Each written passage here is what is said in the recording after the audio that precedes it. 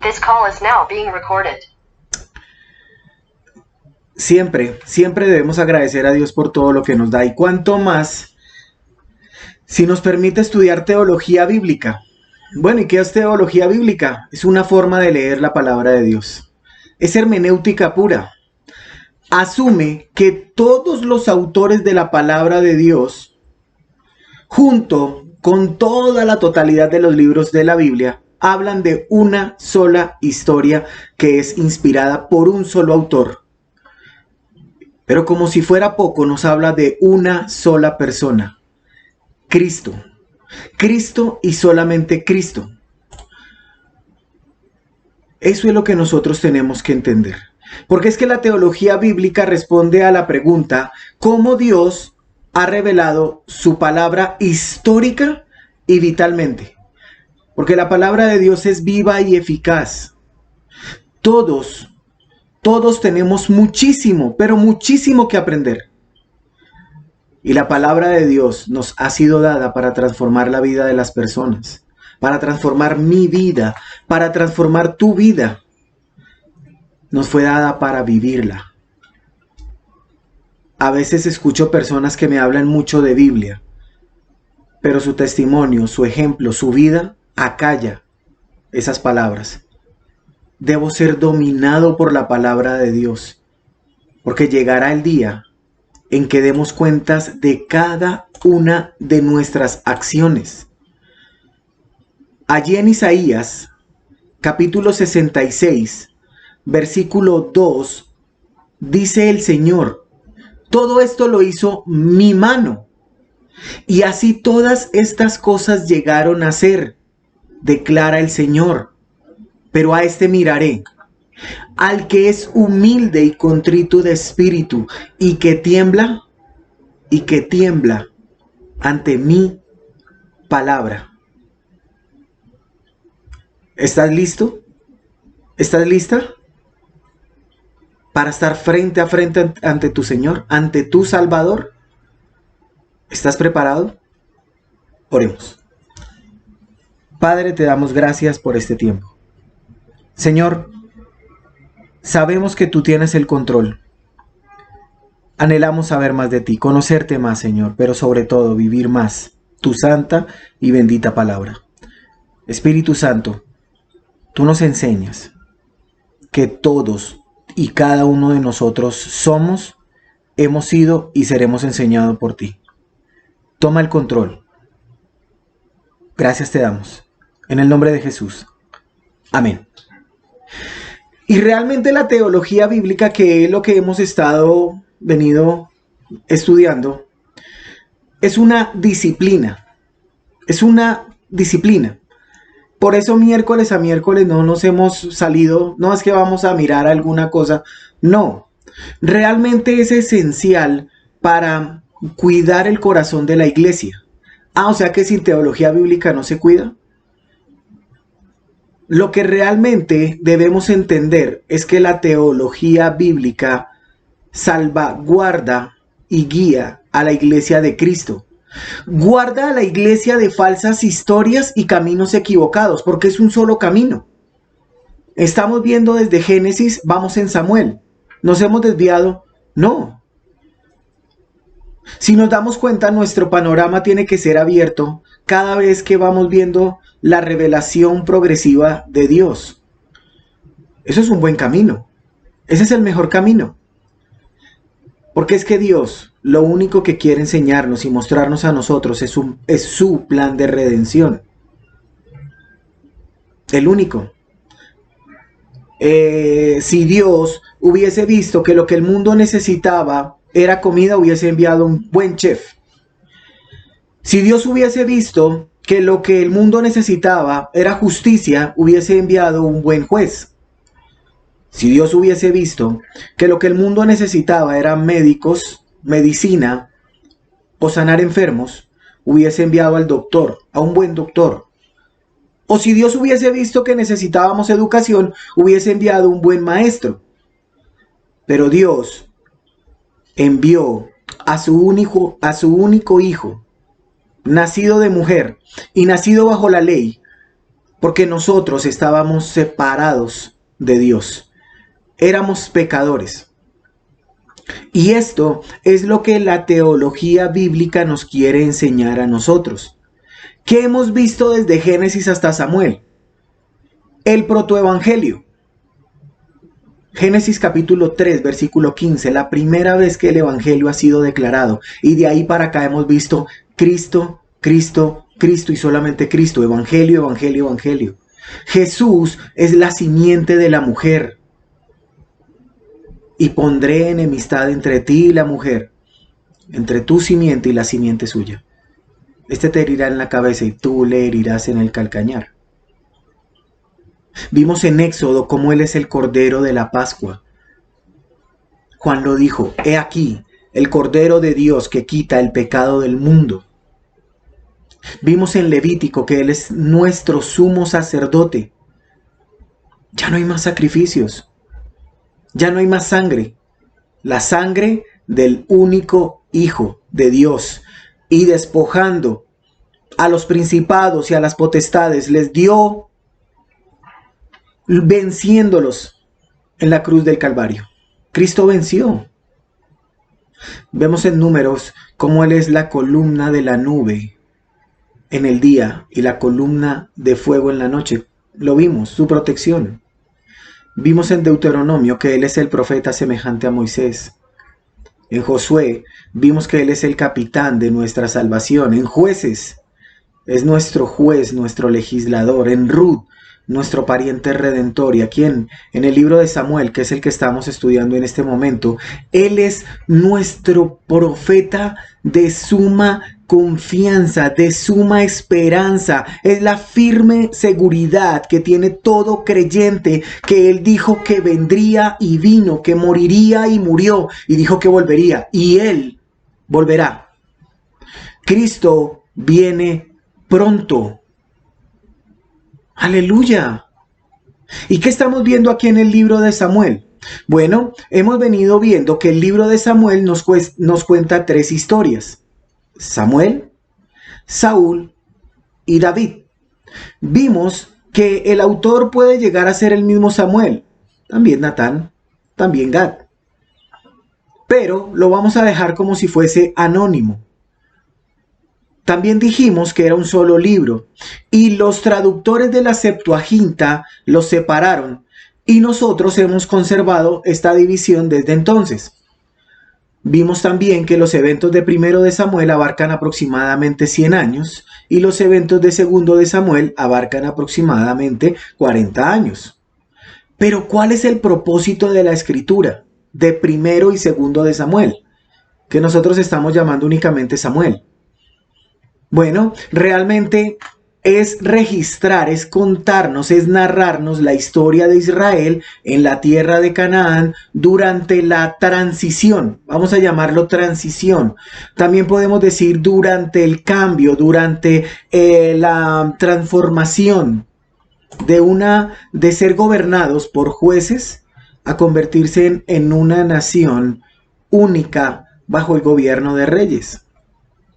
Vimos que Samuel es el último de los jueces quien unge a los dos primeros reyes, Saúl y David. Por eso el libro de Samuel habla sobre Samuel, Saúl y David. El libro de Samuel puede ser dividido o lo dividimos en dos secciones o tres para mostrarnos a quién, la vida de Saúl. Primero la vida de Samuel, que la vimos capítulo del 1 al 12. Y luego la vida de Saúl, capítulos 13 al 31. Y vimos cómo el libro comienza con el milagroso nacimiento de Samuel en respuesta a la ferviente oración de una mamá. Cuando niño, Samuel vivió y sirvió en el templo. Dios fue quien lo llamó como profeta. Lo vimos en 1 de Samuel, capítulo 3, 19 al 21. Y vimos que la primera profecía del niño fue un juicio sobre los sacerdotes corruptos. Luego vimos cómo los israelitas iban contra sus eternos enemigos, los filisteos, y los filisteos capturaron el arca del pacto y se adueñan de ella temporalmente. Pero cuando el Señor envió su juicio, Los filisteos fueron los que regresaron el arca. Y Samuel los llamó al justo arrepentimiento y luego a la victoria sobre los filisteos. Primera lección. Si tenemos un arrepentimiento genuino, Dios nos lleva a la victoria. Pero ojo, no a la victoria sobre lo que anhelamos, sino a la victoria sobre lo que Cristo quiere para nuestras vidas. Es totalmente diferente.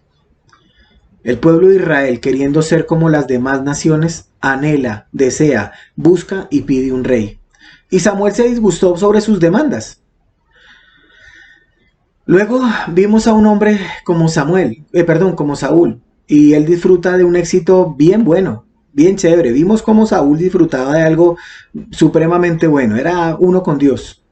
Derrota, monita, lo vimos allí en el capítulo 11, pero empieza a cometer errores sencillos, simples, pero también obstinados. Y vimos cómo en capítulo 13 ofreció sacrificios que no debía haber hecho. Luego vimos también cómo hizo un voto inconscientemente a espaldas de Jonathan. Y luego vimos cómo desobedece una orden directa de parte de Dios. Y quedamos ahí vamos en el capítulo 15. Y como resultado de la rebelión de Saúl, Dios elige a otro para que tome su lugar. Mientras tanto, Dios retira la bendición de Saúl, que es lo que vamos a ver hoy. Dios retira la bendición de Saúl y un espíritu maligno comienza a atormentarlo y lo lleva casi a la locura. Vamos a leer por un momento, primero de Samuel capítulo 15, versículo 22. Dice así, pregunta, está hablando Samuel. ¿Se complace Jehová tanto en holocaustos y víctimas como en que se obedezca a las palabras de Jehová? Ciertamente el obedecer es mejor que los sacrificios y el prestar atención que la grosura de los carneros. Habíamos visto que es muchísimo mejor la obediencia que los sacrificios. Pero más adelante, en el versículo 29 del capítulo 15, dice, además, el que es la gloria de Israel no mentirá ni se arrepentirá, porque no es hombre para que se arrepienta. O sea que, ¿cómo así? Un momento, o sea que si no es hombre para que se arrepienta, ¿cómo explica usted ciertas cosas en las cuales dice que se ha arrepentido? Recuerden que estamos viendo en un orden completamente cronológico lo que el Señor nos está mostrando aquí. Y es que Samuel nos muestra, nos enseña, resalta aquí un atributo divino, y es que Dios no cambia. Él dijo y se hará. Y él dijo esto con respecto al juicio sobre Saúl. Sobre Saúl. Ahí está clarito. Esto es sobre Saúl, sobre su casa, sobre lo que él está haciendo. Por eso en capítulo 16 hay un título grande que dice Samuel unge a David. Pero vamos a dejarlo ahí, porque como estamos viendo en la historia de Saúl, nos interesa más en 16. Vamos por favor, por un momento, a primero de Samuel, capítulo 16, y mire lo que dice el versículo 14. Que es el tema que vamos a ir viendo, el total declive, el total desvío, el deterioro de una persona cuando quiere hacer lo que bien le parece hacer.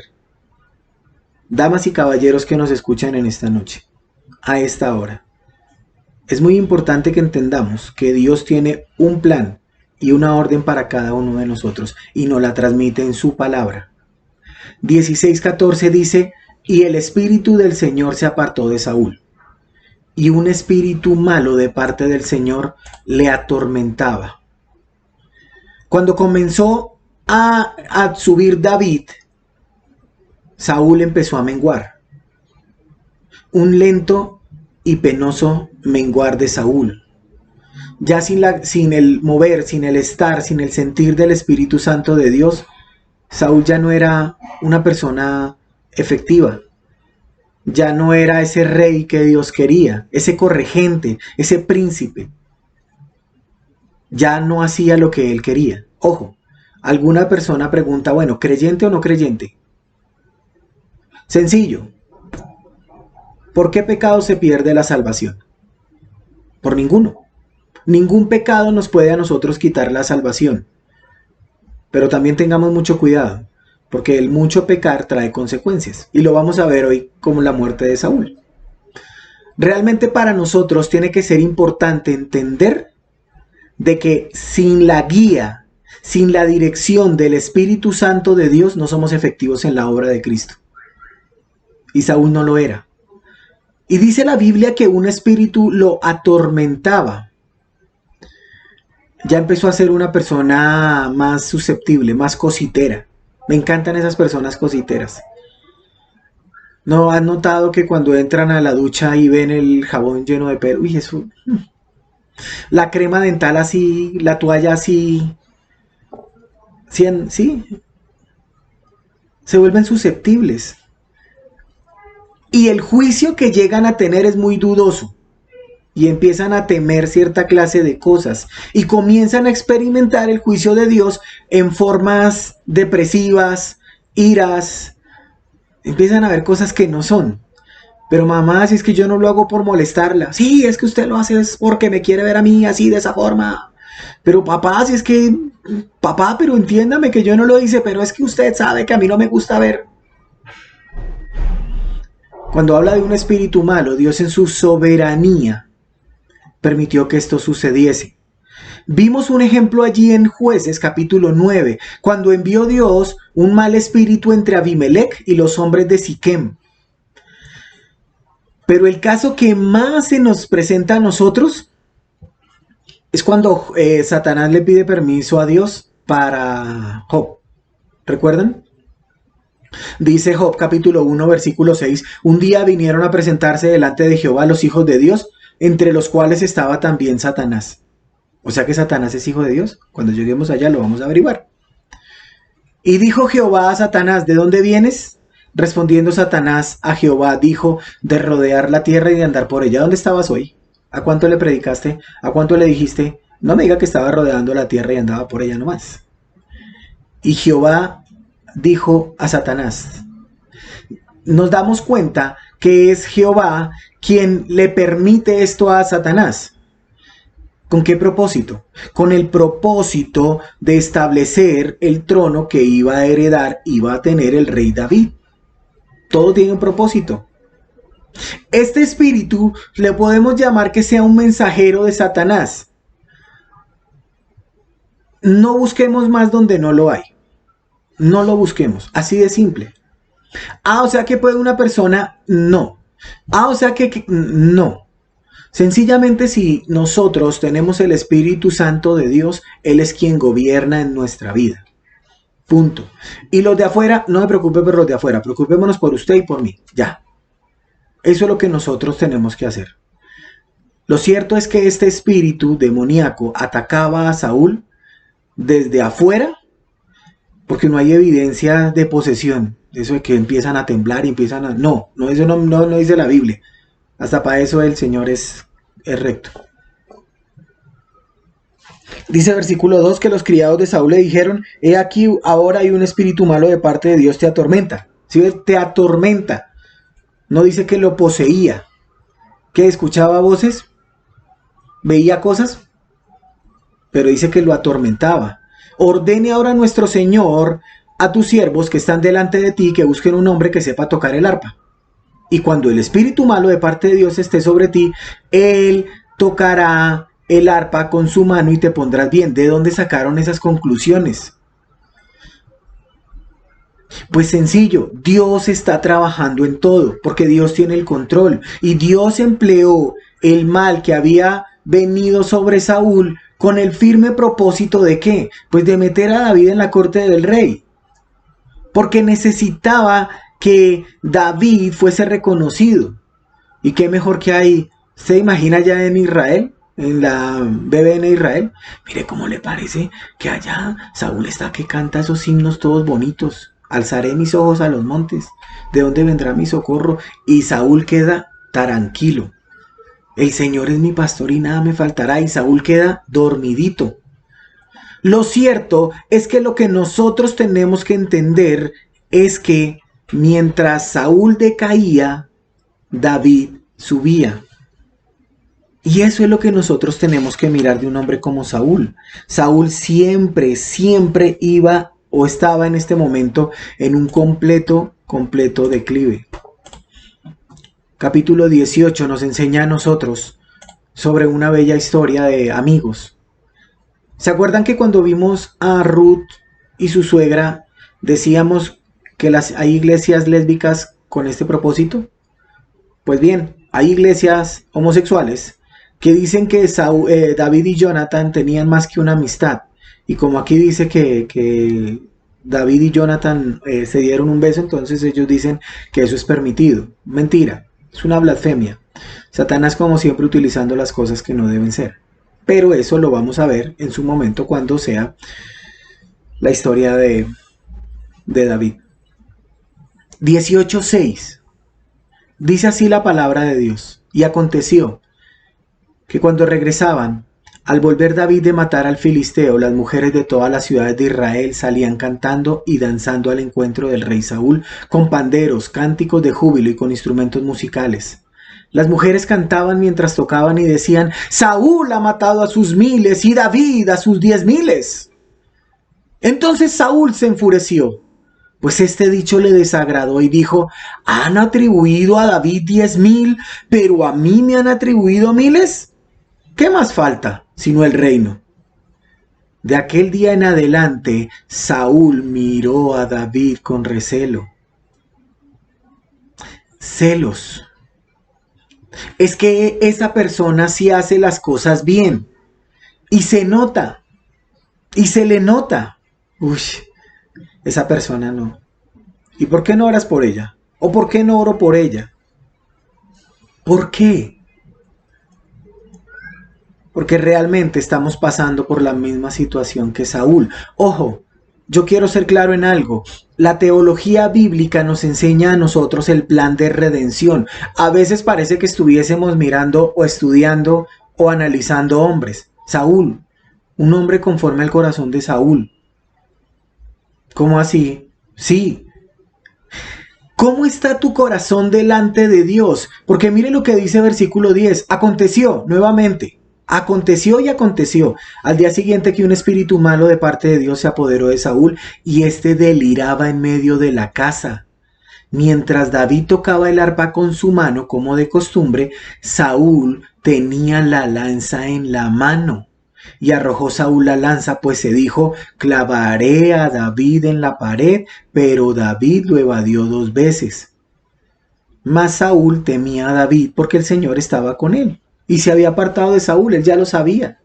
Uno sabe perfectamente cuál es su relación con Dios. Uno sabe perfectamente cuál es su condición delante de Dios. 18:13. Por tanto, Saúl lo alejó de su presencia, nombrándolo comandante de 1,000 hombres, y salía y entraba al frente de la tropa. Y David prosperaba en todos sus caminos, pues el Señor estaba con él. ¿Cómo te fue hoy? ¿Prosperas en todos tus caminos? El Señor está contigo. Ah, pero es que me fue mal por hacer la voluntad de Dios. Obviamente, lo entiendo. Lo entiendo. Pero cuando tú sabes perfectamente que estás haciendo la voluntad de Dios, sabe que el Señor cierra ciertas puertas para poder abrirte ciertos garajes. Cuando Saúl vio que él prosperaba mucho, le tuvo terror.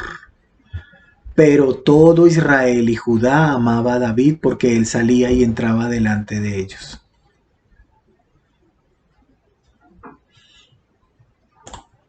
¿Cómo estás, Saúl? ¿Cómo te sientes, Saúl? ¿Saben cómo se sentía Saúl? 19:1. Saúl dijo a su hijo Jonathan y a todos sus siervos que dieran muerte a David. Pero Jonathan, hijo de Saúl, apreciaba grandemente a David. Pero venga, papá, ¿por qué va a matar a David? Nos dio la victoria sobre los filisteos, mató a Goliat, ese paladín fuerte. Papá, ¿por qué lo va a matar? ¿Por qué, papá? O sea, ¿qué necesidad tiene? Versículo 8 del 19. Cuando hubo guerra de nuevo, David salió y peleó contra los filisteos y los derrotó con gran matanza y huyeron delante de él. Y vino un espíritu malo de parte del Señor sobre Saúl y estaba él sentado en su casa con su lanza en la mano mientras David tocaba el arpa. Y trató Saúl de clavar a David en la pared con la lanza. Van dos. Van dos. O sea que el espíritu malo era lo que le hacía intentar matar a David. No. No, ya el hombre había llegado hasta lo último, a la cumbre de su desgracia, al sótano de su desdicha. ¿Qué sientes tú en tu corazón cuando escuchas a aquella persona por la cual hace rato no oras y sientes cierta cosita, cierta picazón, el corazón a mil? Es más, ¿sientes eso? No creo. 19:11. Saúl envió mensajeros a la casa de David para vigilarle a fin de matarlo por la mañana. Pero Mical, mujer de David, le avisó diciendo: si no pones a salvo tu vida esta noche, mañana te darán muerte. Y fue Mical quien descolgó a David por una ventana y él salió y huyó.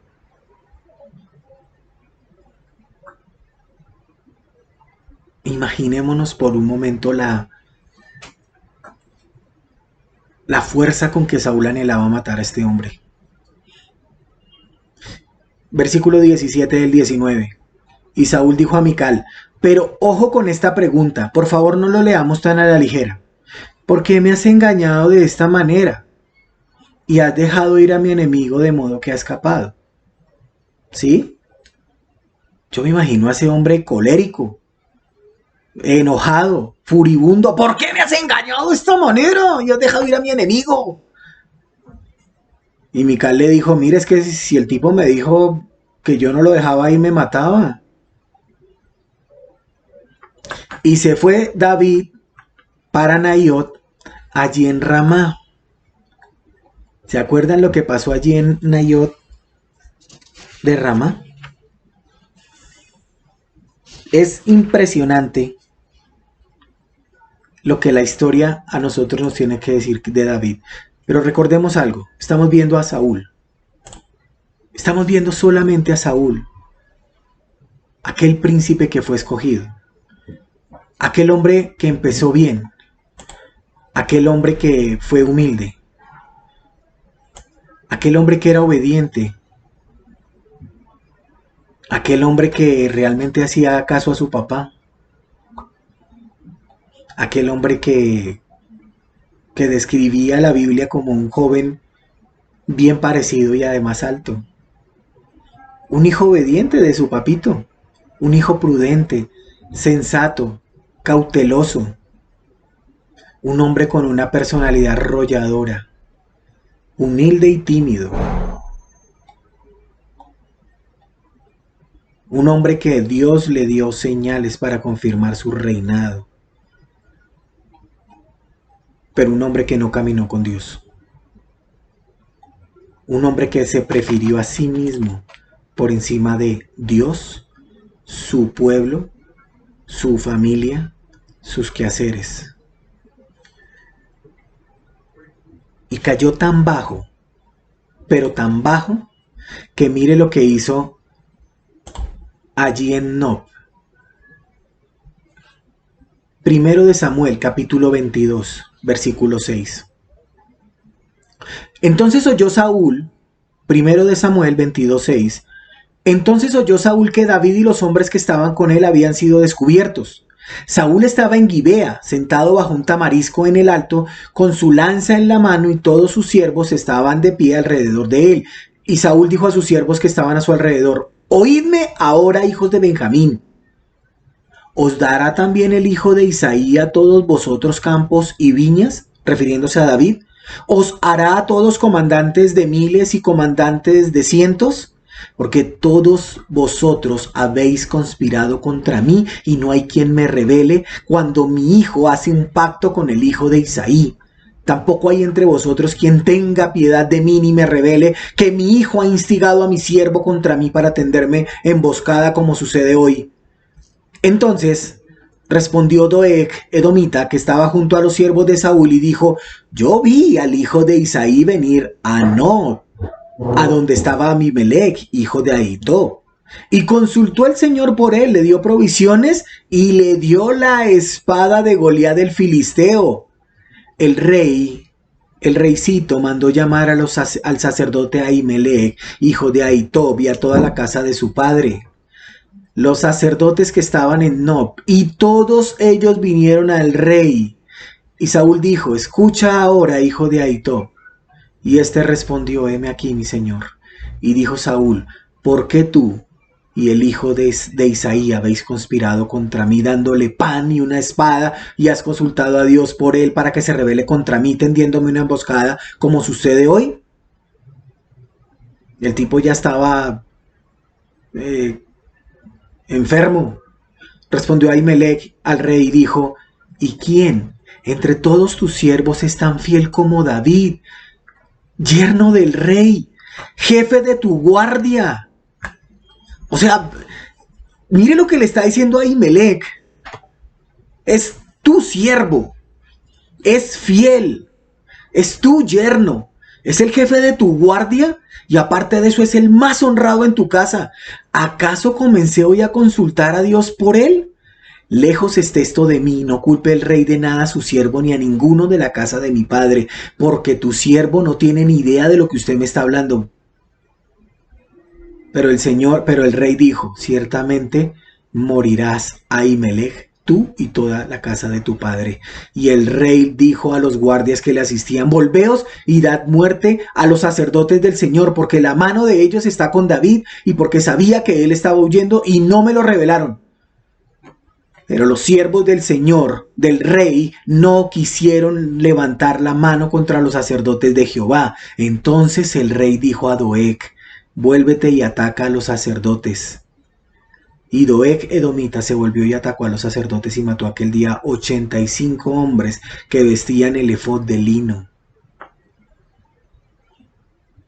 ¿Hasta dónde puede llegar la maldad de un hombre sin Dios? ¿Hasta dónde puede llegar esa bendita cosa de que estén maquinando en su mente cosas que no hay? Esa zozobra. ¿Le ha pasado que sale a la calle y siente que está siendo perseguido? ¿Pero qué le pasa? No, es que siento que me persiguen. Este tipo se sentía así. Ahitofel le dijo: mire, no hay como David, no hay como su siervo, no hay como su yerno, como su capitán, no hay. Pero este hombre ya estaba llevado. Ya no quería más de Dios. Y atacó lo que más tenía la gloria de Dios en ese momento. Eclesiastés me enseña a mí que es mejor no hablar de el rey ni siquiera en secreto, porque puede un ave decírselo. Si tengo algo que decir, y ojo, soy humano, si tengo algo que decir o que opinar en contra de alguien, prefiero cerrar la boquita y orar por esa persona, pero primero orar por mí para que no me pase eso. ¿Oras tú por eso? Insisto, no puede haber una persona que tenga algo en contra de un creyente, de un cristiano. No puede haber, porque somos el cuerpo de Cristo. Es como si el dedo gordo estuviera agarrado con el dedo meñique. Cuenta el corresponsal que una vez la nariz estaba muy enojada porque tenía que cargar un par de gafas. Enojadísima estaba la nariz. Entonces, un día la nariz decidió achatarse y las gafas se cayeron. Y pues como me pasa a mí, que yo casi ni veo, por no decir que no veo, ¿sabe qué pasó? La personita se cayó. ¿Y sabe qué se partió? La naricita. Porque un cuerpo no puede estar dividido. Porque la cabeza es Cristo y nosotros somos el cuerpo. La Biblia habla de eso. Y realmente lo que Saúl estaba viviendo era una situación difícil. Difícil. Saúl estaba viviendo una vida completamente alejada del Señor. Capítulo 28. Capítulo 28 de Primero de Samuel. Aconteció en aquellos días que los filisteos reunieron sus ejércitos para la guerra, para pelear contra Israel. Y dijo Aquis a David: bien sabes que saldrás conmigo a campaña tú y tus hombres. Respondió David a Aquis: muy bien, tú sabrás lo que puede hacer tu siervo. Y Aquis dijo a David: muy bien, te haré mi guarda personal. Samuel ya había muerto. Aquí ya Samuel había muerto, y todo Israel lo había llorado y lo había sepultado en Ramá, en su ciudad. Y Saúl había echado de la tierra a los medium y a los espiritistas. Y se reunieron los filisteos y fueron y acamparon en Sunem. Y Saúl reunió a todo Israel y acamparon en Gilboa. Al ver Saúl el campamento de los filisteos, tuvo miedo, y su corazón se turbó en gran manera. Y Saúl consultó al Señor, pero el Señor no le respondió, ni por sueños, ni por Urim, ni por profetas. Entonces Saúl dijo a sus siervos: buscadme una mujer que sea medium para ir a consultarla. Y sus siervos le dijeron: he aquí una mujer en Endor que es medium. Y Saúl se disfrazó, 31 de octubre, poniéndose otras ropas, y fue con 2 hombres, y llegaron a la mujer de noche, y le dijo: te ruego que invoques por mí a un espíritu y que hagas, ojo con esto, subir al que yo te diga. Pero la mujer dijo: he aquí, tú sabes que Saúl ha hecho como ha echado de toda la tierra a los que son medium y espiritistas. ¿Por qué pues me pones trampa contra mi vida para hacerme morir? Y Saúl le juró por el Señor diciendo: vive el Señor, que ningún castigo vendrá sobre ti por esto. Entonces la mujer dijo: ¿a quién debo hacerte subir? Y él respondió: tráeme a Samuel. Cuando la mujer vio a Samuel, clamó a gran voz, y la mujer habló a Saúl diciendo: ¿por qué me has engañado? Tú eres Saúl. Y el rey dijo: no temas. Pero, ¿qué ves? O sea, no le importó nada. Dijo: a ver, a lo que vinimos, al grano. Y la mujer respondió a Saúl: veo a un ser divino subiendo de la tierra. Y él le dijo: ¿qué forma tiene? Y ella dijo: un anciano sube y está envuelto en un manto. Y Saúl dijo: ese es. Y se postró ante él. Entonces Samuel dijo a Saúl: ¿por qué me has perturbado haciéndome subir? Y Saúl respondió: estoy en gran angustia, pues los filisteos hacen guerra contra mí. Dios se ha apartado de mí y ya no me responde. Y Samuel dijo: entonces, ¿por qué me preguntas a mí? Ya que el Señor se ha apartado de ti y se ha hecho tu enemigo. El Señor ha hecho conforme a lo que dijo por medio de mí. El Señor ha arrancado el reino de tu mano y se lo ha dado a tu prójimo, a David. Porque tú no obedeciste al Señor, obediencia, ni llevaste a cabo con su gran ira contra Amalek. El Señor te ha hecho esto hoy. Además, el Señor entregará a Israel contigo en manos de los filisteos. Por tanto, mañana tú y tus hijos estaréis conmigo. Ciertamente el Señor entregará el ejército de Israel en manos de los filisteos. Al instante Saúl cayó por tierra. Cuán largo era. Y tuvo gran temor de las palabras de Samuel. Ahora bien, sabemos perfectamente que aquí hay varias, ojo con esto, posiciones. Algunos dicen que sí era Samuel. Dicen sí, la la divina de Endor descubrió que sí era y lo hizo subir. Otros dicen no era. Realmente, ¿qué nos enseña a nosotros la palabra de Dios? Porque eso es lo que hace la teología bíblica. ¿Está de acuerdo nuestro Dios con esta clase de cosas? Primero, no. Segundo, Deuteronomio capítulo 13 nos enseña a nosotros que toda la profecía se tenía que cumplir. Este hombre o este espíritu le dijo: mañana estarás conmigo tú y todos tus hijos. No todos los hijos murieron, o sea que no se cumplió al 100% la palabra que dijeron. Y lo que más me extraña a mí, lo que más me llama la atención es que dice que subió. ¿Acaso no nos enseña el Señor Jesucristo en aquella historia cuando habla del rico y Lázaro quién estaba abajo y quién estaba arriba? Son cosas para que cuestionemos nuestra teología. Son cosas para que cuestionemos lo que nosotros a veces pensamos y creemos. Son cosas para que nosotros entendamos de que Dios no permite esto ni quiere permitirlo. Sencillo. Eso es lo que nosotros tenemos que entender. Y en el último capítulo de Primero de Samuel nos muestra a nosotros una excelente historia. La muerte de don Saúl. Primero de Samuel capítulo 31 versículo 1. La última batalla de Saúl. David había más o menos entendido el día en que Saúl perecería descendiendo allá a la batalla, pero realmente nadie se imaginó que la vida de este hombre terminaría de manera tan trágica. El ejército de Israel se echó para atrás, subió de Jezreel por las laderas de Gilboa y se echó para atrás. Y al fin, rodeado de sus 3 hijos y con sus tropas en desorden, Saúl fue alcanzado por una flecha. Vamos a verlo. Se lanzó de su lanza. Su escudero lo mató. O el negrito Cuscús. Ahorita vamos a ver por qué. Lo que sí necesitamos saber realmente es que la última sección del libro de Primero de Samuel relata, nos enseña, nos narra la caída en picada de Saúl y la hermosa preparación de David para el reino.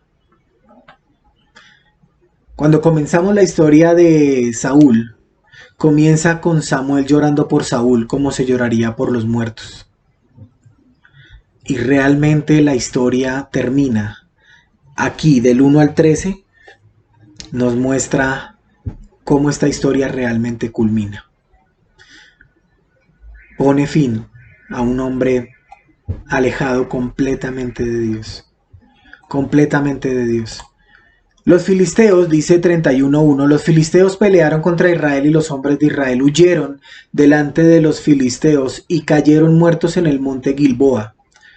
Los filisteos persiguieron muy de cerca a Saúl y a sus hijos y mataron a Jonatán y a Abinadab, Melquisuá, hijos de Saúl, y arreció la batalla contra Saúl. Los arqueros lo alcanzaron y fue gravemente herido por ellos.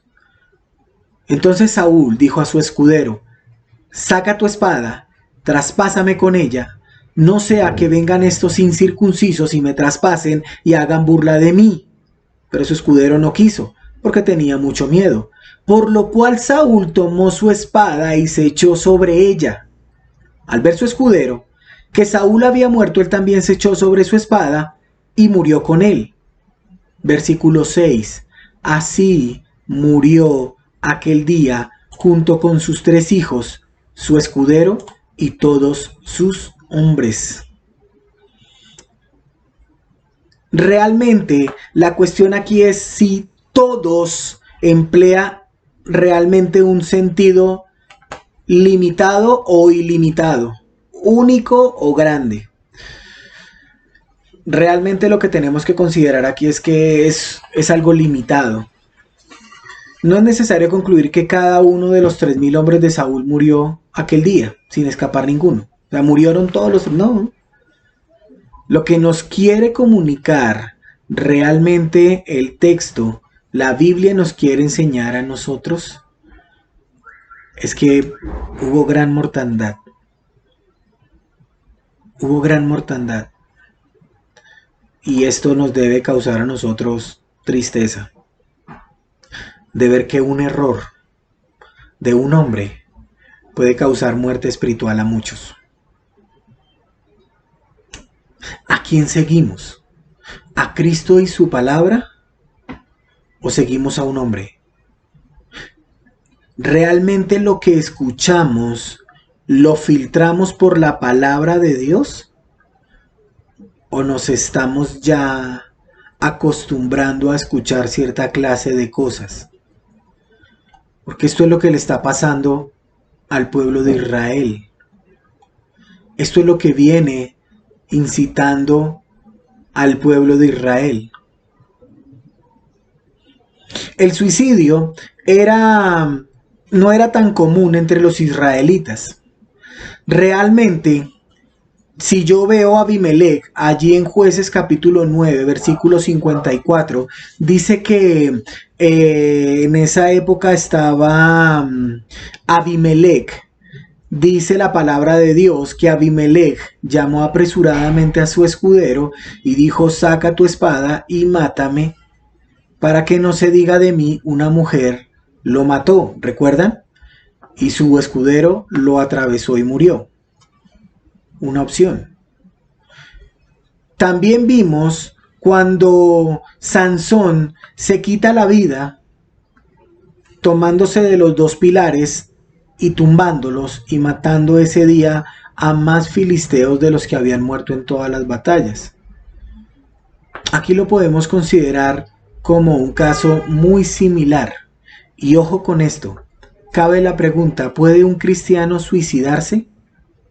Y volvemos a responder con la misma afirmación: ¿por cuál pecado se pierde la salvación? Porque estos dos tipos murieron involucrados en la pelea con sus enemigos y sin esperanzas de vivir. ¿Recuerdan o hemos escuchado la historia de Masada? Allá en el año 73 después de mi Cristo. 1000 personas bajo el mando de un hombre llamado Eleazar, el nieto de Ezequías, un celote, un celoso, ejecutado por Herodes años atrás, tomaron sus propias vidas allí en Masada. Y según un gran historiador llamado Flavio Josefo, los padres tomaban a sus hijos y después de una tierna, hermosa y bendecida despedida les daban muerte. Luego hacían lo mismo con las mujeres y por fin con los hombres. Unos y otros se cortaban la yugular. Al quedar uno solo, este se prendía fuego y se suicidaba. Cuando las tropas romanas, bajo el mando de Flavio Silva, les encontraron muertos, al llegar allá a la cumbre de Masada, se llevaron una enorme sorpresa, porque dijeron: los hemos conquistado. Pero saben, los judíos preferían morirse en vez de someterse a los paganos.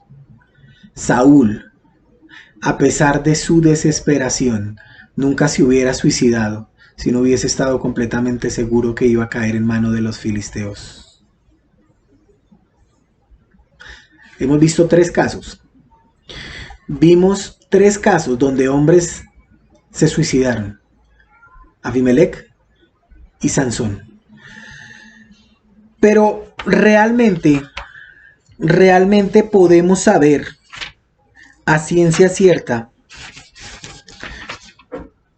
por qué o cómo sucede o qué explicación más acertada podemos dar. Acompáñenme por favor a primer libro de Crónicas. Primer libro de Crónicas, capítulo 10. Primero de Crónicas 10. Primero de Crónicas 10. Y realmente Dios nos enseña a nosotros la causa. Voy a leer desde el versículo 13. Primero de Crónicas, capítulo 10, versículo 13. Dice así la Biblia: así murió Saúl por su rebelión, con que prevaricó contra Jehová, contra la palabra de Jehová, la cual no guardó y porque consultó a una adivina, y no consultó a Jehová. Por esta causa lo mató. ¿Quién mató a Saúl? Jehová. ¿Y por qué lo mató? Porque no lo consultó. Dice: pues la vida y la muerte están en manos de Jehová. Pues obvio. Y cuando Él quiere le quita y cuando Él quiere la da. Sí, amén, aleluya. Pero ustedes se acuerdan de una disciplina llamada Ananías y Zafira. ¿Se acuerdan de esa hermosa disciplina? Cuando Ananías y Zafira, y perdónenme la palabra, quisieron chicanear de que ellos hacían lo mismo de que las otras personas hacían y quisieron vender sus casitas y no dando el precio a los apóstoles, ¿qué les pasó? Eso se llama disciplina. ¿Saben por qué? Porque nunca más lo volvieron a hacer. Ni ellos, ni los demás. ¿O acaso vemos a algún otro chicaneando de que tiene más plata que el otro cuando la iglesia primitiva? No, no. Y eso es lo que Saúl no entendía. De que todos somos iguales. De que todos estamos aquí con un solo propósito. Por esta causa lo mató. Jehová, el Rey de Reyes y Señor de Señores, cumple su palabra sí o sí. El pánico, el miedo, el terror se vio por todo lado cuando huyeron los hombres de guerra. Mire lo que dice Primero de Samuel, capítulo 31, versículo 7. Primero de Samuel 31:7, cuando los hombres de Israel que estaban al otro lado del valle con los que estaban más allá del Jordán vieron que los hombres de Israel habían huido y que Saúl y sus hijos habían muerto, abandonaron las ciudades y huyeron. Un mal dirigente lleva a un pésimo pueblo. Un mal dirigente lleva a pésimas decisiones. Un mal dirigente trae consigo ruina, trae consigo muerte y trae consigo confusión. Eso es lo que trae un mal dirigente. Los israelitas abandonaron sus ciudades. Amenazados por los filisteos huyeron.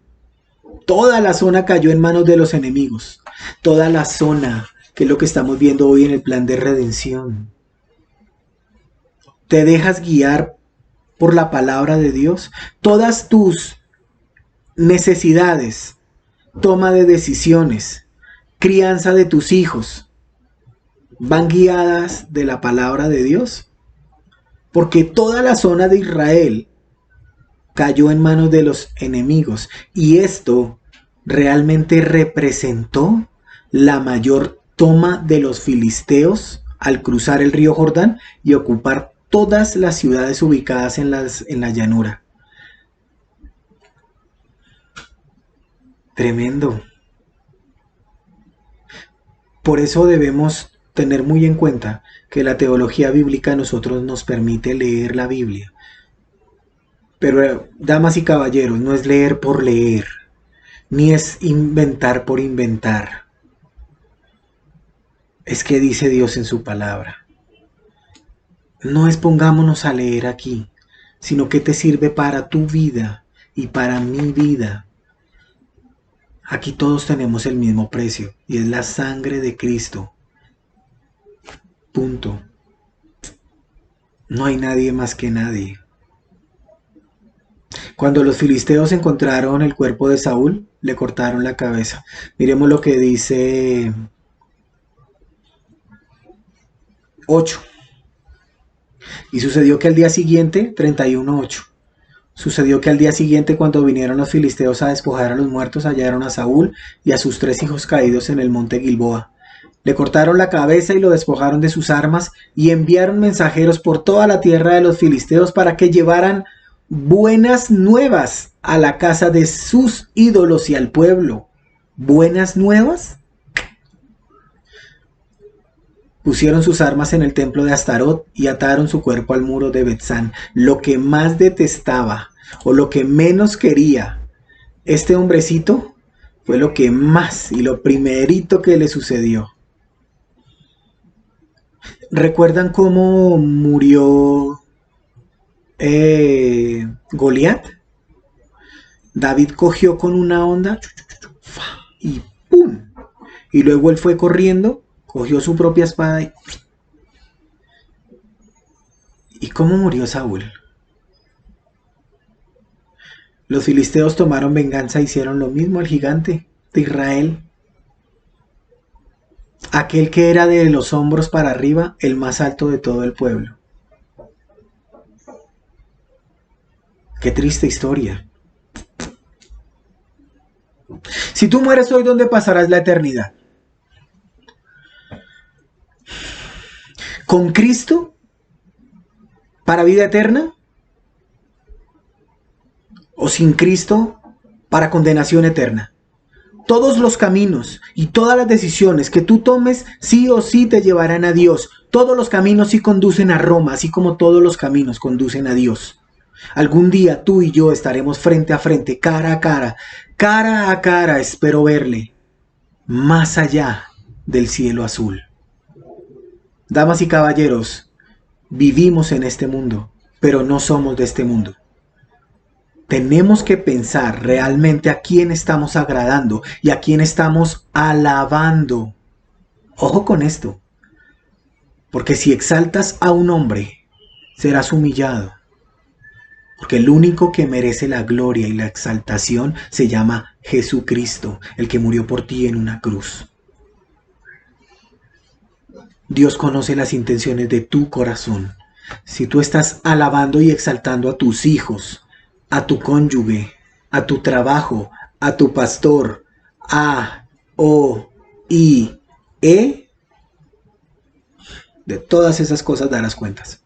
Porque tú lo sabes en tu corazón. Tú lo sabes, tú sí lo sabes.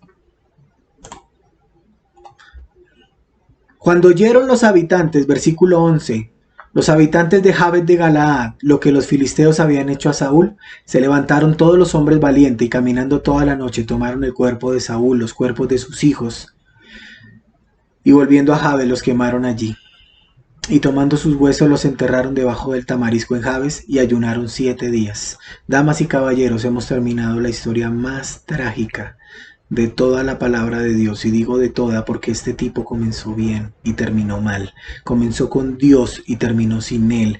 Comenzó por donde era y terminó por donde no era. Comenzó recto y terminó torcido. Comenzó siendo un vivo y terminó más muerto que muerto. ¿Estás preparado? ¿Estás preparada? ¿Realmente estás lista o estás listo para dar ya? Dijo Pablo allí en primero de Corintios, primera a los Corintios capítulo 3, versículo 1. Así que yo, hermanos, no pude hablaros como a espirituales, sino como a carnales, como a niños en Cristo. Porque cuando uno dice yo soy de Pablo y otro yo soy de Apolos, ¿no sois simplemente hombres? ¿Qué es Apolos o qué es Pablo? Servidores, colaboradores, conforme a la gracia de Dios que nos fue dada. Yo, como sabio arquitecto, puse el fundamento, pero otro puede venir y edificar sobre él. Pero cada uno tenga cuidado cómo edifica encima. Ahora bien, si sobre este fundamento alguno edifica con oro, plata, piedras preciosas, madera, heno, hojarasca, la obra de cada uno se hará evidente, porque el día la dará a conocer, pues con fuego será revelada. El fuego mismo probará la calidad de la obra de cada uno. Si permanece la obra de alguno que ha edificado sobre el fundamento, recibirá recompensa. Si la obra de alguno es consumida por el fuego, sufrirá pérdida. Sin embargo, él será salvo, aunque así como por fuego. ¿No sabéis que sois templo de Dios y que el Espíritu de Dios habita en vosotros? Si tenemos el Santo Espíritu de Dios, ¿por qué no aprendemos lo que la palabra de Dios nos quiere enseñar a través de hombres como Samuel, Saúl, Sansón, Adán, Israel, pero sobre todo como Cristo? ¿Por qué no aprendemos a ser más como Cristo? Tenemos que aprender a ser más como Cristo. No se turbe vuestro corazón. Creed en Dios. Creed también en Cristo. En la casa del Padre muchas moradas hay. Si no fuere así, Cristo nos lo hubiera dicho. Pero Él va a preparar lugar para ti y para mí. ¿Conoces el camino? y conoces cómo debes andarlo. No tienes excusa. No hay excusa para ninguno de nosotros. Oremos. Señor, te damos gracias. Gracias, porque tú eres fiel. Y aunque nosotros infieles, tú permaneces fiel. Padre, perdónanos. Perdónanos nuestras faltas, nuestras inquietudes, nuestra manera de pensar. Ayúdanos. Vuelve pronto. Vuelve pronto, por favor. Gracias te damos, Señor, en Cristo Jesús. Amén. Hermanos, muchas gracias. Dios les bendiga. Un fuerte abrazo.